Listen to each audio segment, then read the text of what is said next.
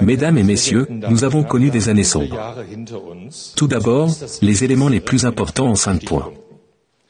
Premièrement, le taux d'occupation des hôpitaux en Allemagne est tombé à un niveau historiquement bas à l'échelle nationale en 2020, selon le ministère fédéral de la Santé.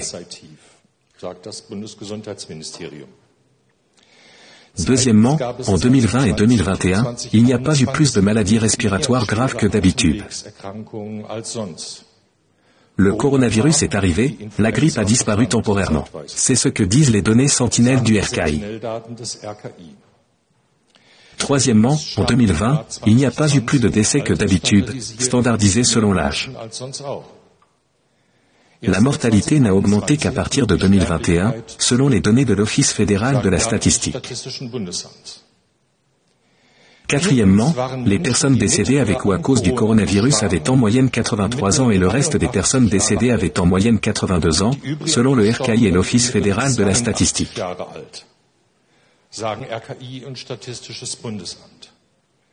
Cinquièmement et enfin, la Suède, sans masque et sans confinement, a obtenu de meilleurs résultats que l'Allemagne, selon l'OMS.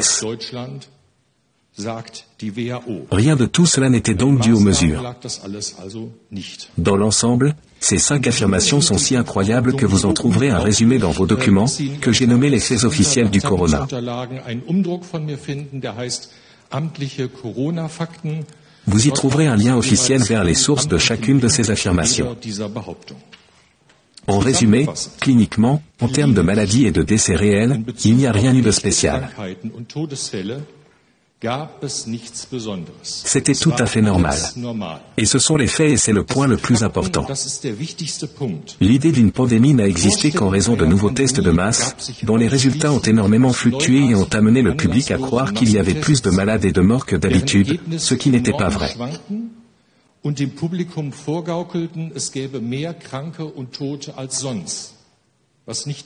Un test PCR pour les rhinovirus aurait pu créer la même illusion, et vous pourriez le faire à nouveau cette année si vous le vouliez.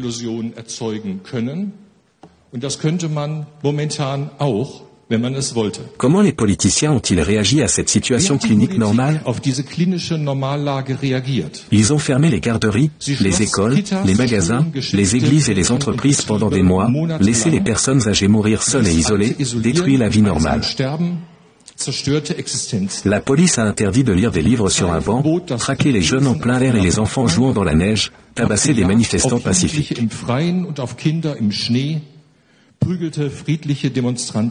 Les politiciens ont exclu tous ceux qui discutaient du sens de ces mesures.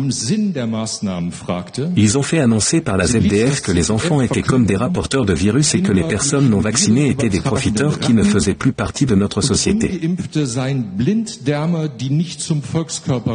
Un language que nous n'avions plus connu en Allemagne depuis 75 ans.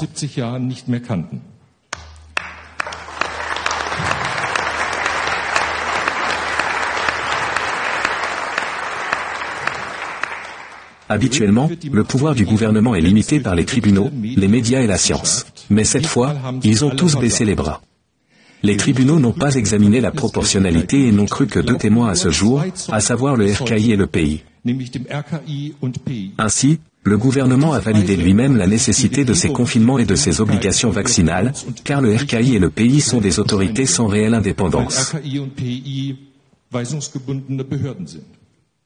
Pire encore, les tribunaux ont envoyé en prison des médecins qui suivaient leur éthique et protégeaient les patients contre toute atteinte à l'intégrité physique par le biais de certificats.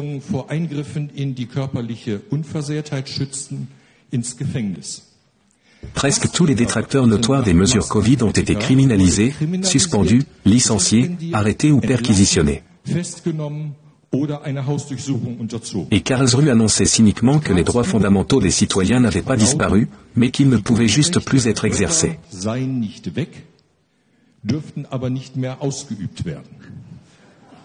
Les médias ont récité les chiffres des tests ad nauseam, sans jamais mentionner que la situation clinique était normale.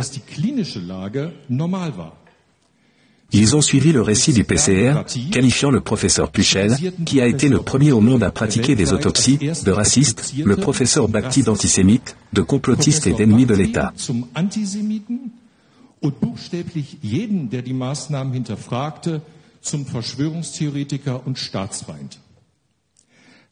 Les scientifiques spécialisés, et c'est le point le plus intéressant pour moi, en particulier les épidémiologistes et les médecins de santé publique, ont disparu de la scène.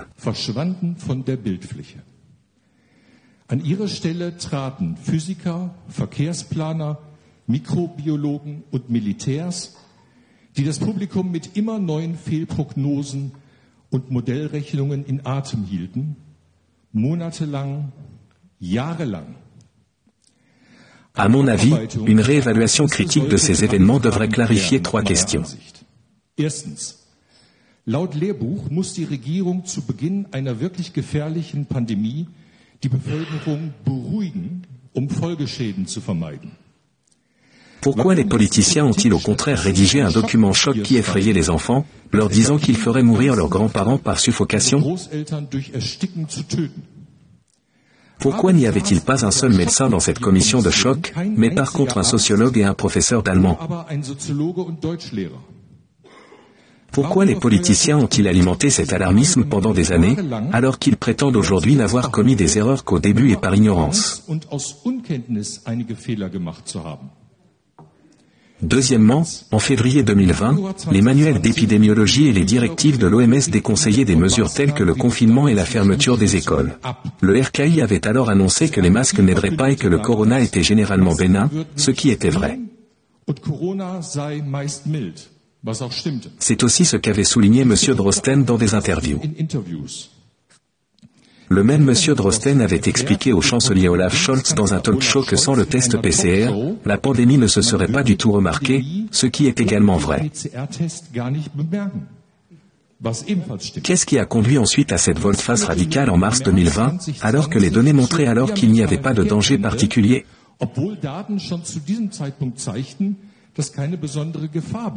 De plus, parce que la Suède sans masque et sans confinement pourrait servir de modèle, il faut également se demander si les mesures visaient réellement à prévenir les infections, ce qui n'a évidemment pas été le cas, ou plutôt si elles ont servi l'objectif de briser la résistance de la population à la vaccination.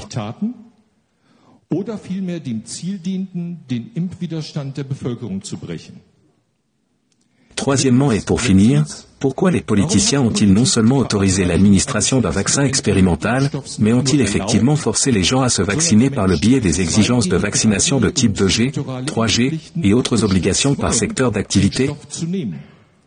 Warum gab es Notzulassungen ohne Not? Warum haben unzählige Impfschäden keine Konsequenzen?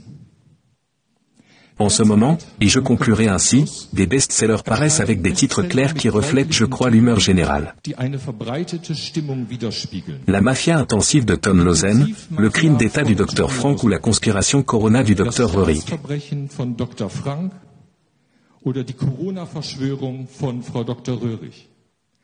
Chacun est paru avec un énorme tirage à 5 chiffres. Wer sich als Politiker diesem Diskurs verweigert, verliert Vertrauen und entfernt sich von der Wählerschaft. Compte tenu de l'énormité de ce qui est arrivé à la population, une commission d'enquête aurait été la bonne chose à faire. Étant donné que le Bundestag ne l'a pas voulu, je suis reconnaissant que nous puissions contribuer aujourd'hui à une clarification dans ce contexte. Merci beaucoup.